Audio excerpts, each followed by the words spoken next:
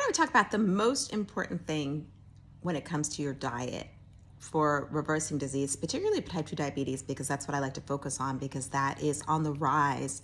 And a lot of what we currently do is actually worsening that, despite what people recommend.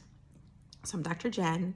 I'm a lifestyle medicine doctor, a pediatrician, intensive care doctor, and I am also a plant-based physician, trained in plant-based nutrition, and also culinary coaching. I love to talk about food because it really should be enjoyable, but also should nourish you and help reverse disease, not cause disease. So let's get into it. So though the current recommendations, if you look everywhere, everybody talks about protein.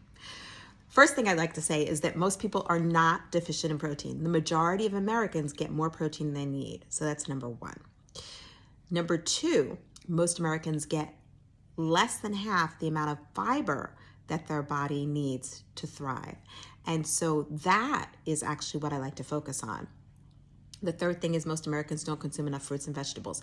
Now, these things together, fiber and increasing the fruit and vegetable intake alone can change your health. So that is the start. That's the first step, is just looking at where you can add more fiber to your diet. So changing the mindset from where can I add more protein? How can I add more protein to my diet? Change it.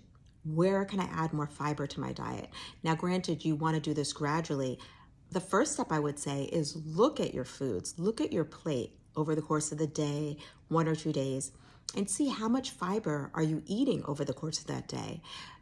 Are you having fruits and vegetables with every meal? What types of fruits and vegetables are you having?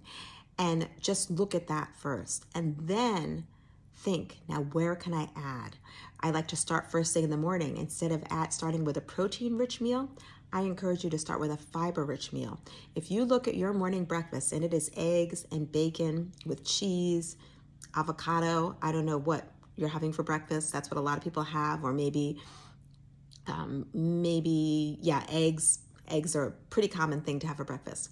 So think, where can I add more fiber? Can I add avocado? Actually is high in fiber. Maybe I can add some veggies. Maybe I can have a little fruit cup on the side.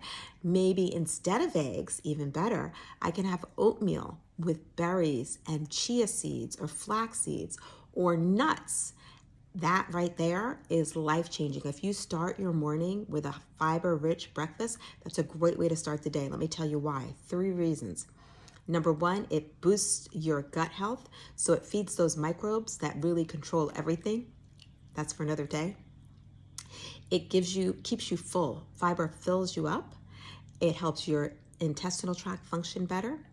It also stabilizes your blood sugar.